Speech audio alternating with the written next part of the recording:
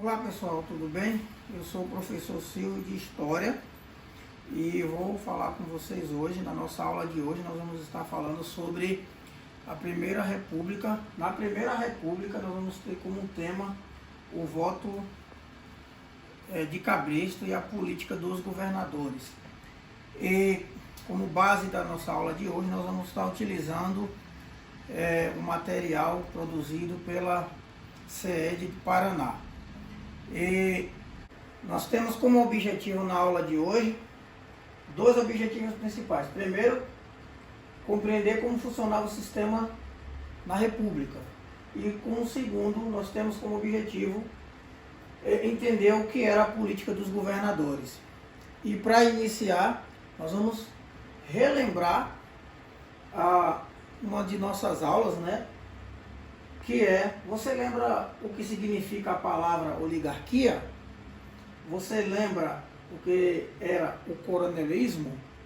Então, a oligarquia, ela vem do grego e ela significa, então, o poder exercido por poucos. E, no caso do coronelismo, os coronéis eram membros de famílias ricas e tinham controle, prestígio e poder de toda a população local ou de uma determinada região do Brasil. E falando desse sistema na Primeira República, e aí a gente tem que lembrar, especialmente neste ano específico que estamos em um ano eleitoral, na Primeira República, a Constituição de 1891 possibilitava o direito ao voto a todos os homens alfabetizados, porém nada dizia a respeito do voto secreto. E a charge faz justamente uma crítica à relação a esse sistema da Primeira República.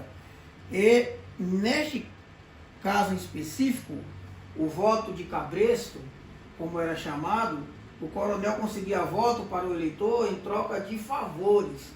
E esses favores, às vezes, coisas como alimentos, sacolas de alimento, trocas, na verdade. E com isso, em troca, as pessoas ali que votavam principalmente naquele candidato que era indicado por esses coronéis aí. E sendo assim, então, o voto então era controlado. E esse voto então passa a ser chamado de voto de Cabresto. Uma coisa sobre esse voto de Cabresto, que era muito comum naquele período da história, era a ameaça e a violência era usada. Como o voto era aberto, então, normalmente, os coronéis sempre colocava alguém para acompanhar o eleitor até a urna para se certificar de que realmente a pessoa estava votando em alguém que ele tinha indicado. E daí então, quando isso acontecia, o coronel então, e principalmente o candidato que ele indicava, estava tendo aquele voto ali e a troca então foi... A troca dos favores, então, ali era o que acontecia. Como eu falei anteriormente, a primeira troca, o coronel oferecia alguma coisa, né, alimentos, alguma coisa do tipo, e em troca a pessoa tinha que votar nesse coronel, nesse governador que o coronel indicava ali, ou qualquer outro tipo de político, ou qualquer outro cargo que ele oferecia. Essa troca de favores que existiu ali naquele período da história do Brasil, é bom lembrar que o voto ele era conhecido, mas hoje, atualmente, nós temos a Lei 9.504, de 30 de setembro de 97, que ela, no artigo 41, ela fala que a Constituição constitui a captação de sufrágio, ou seja, a compra de votos, é vedada e está na lei.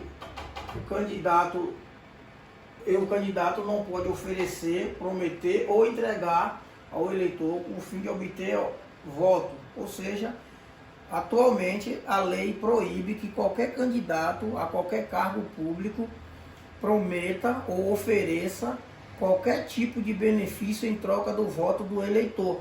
Atualmente é isso. E atualmente nosso sistema eleitoral, quando no voto de Cabresto a pessoa até acompanhava, o jagunço acompanhava ali por ordem do coronel o eleitor, nos nossos dias atuais a gente sabe que hoje, para quem vota, através da urna eletrônica, e que o voto dessa pessoa ele é secreto, ou seja, ninguém vai ficar sabendo em quem você votou ou quem você está ali votando.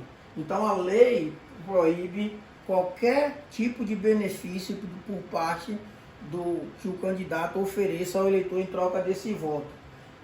Inclusive, a gente sabe na questão de emprego público.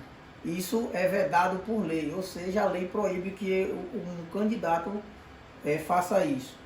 E no caso da política dos governadores, usando as práticas do coronelismo, ou seja, essas trocas que a gente está falando, as trocas de favores, né? Então, as oligarquias, os poderosos da época, em todas as regiões, né, estaduais, federais e até municipais, eles, quando elegiam esses candidatos, então, era uma maneira de tanto os candidatos quanto as oligarquias se manter no poder. E por sua vez, então, o candidato que ganhava a eleição retribuía a esse coronel, dando a ele ali apoio, né? E esse apoio, então, ele liberava verbas, como parte desse apoio, liberava verbas para construção de igrejas, construção de praças e vários outros tipos de benefício que o candidato fazia ali com um coronel ali. E isso tudo começa a partir do governo de Campos Sales, que foi ali por volta de 1898 até 1902. As cidades, então, eram controladas por esses coronéis, as verbas chegavam, eles construíam ali, como eu falei, algum tipo de praça ou de igreja, mas a intenção, na verdade, deles era se manter no poder enquanto te dasse apoio àquele político ali. Assim, essas alianças eram o que fazia com que tanto o político quanto o coronel permanecesse por muito tempo no poder, e isso aconteceu durante a maior parte da Primeira República do Brasil. Então, retomando aqui a nossa aula, a gente viu na nossa aula de hoje que o voto de Cabresto era uma prática comum no coronelismo, e com a troca de favores entre o coronel, o político e o eleitor. A gente viu também que a política dos governadores foi um esquema político de ajuda mútua, facilitando a governabilidade e a manutenção das oligarquias no poder, ou seja, daqueles que tinham mais poder financeiro, que permaneciam com esses favores. Então, tanto um, que era o coronel, quanto o outro, que era o político, os dois, como eram poderosos na Primeira República, eles permaneciam no poder e ficaram por boa parte da Primeira República no poder. Tá certo? Então, valeu, obrigado, até a próxima.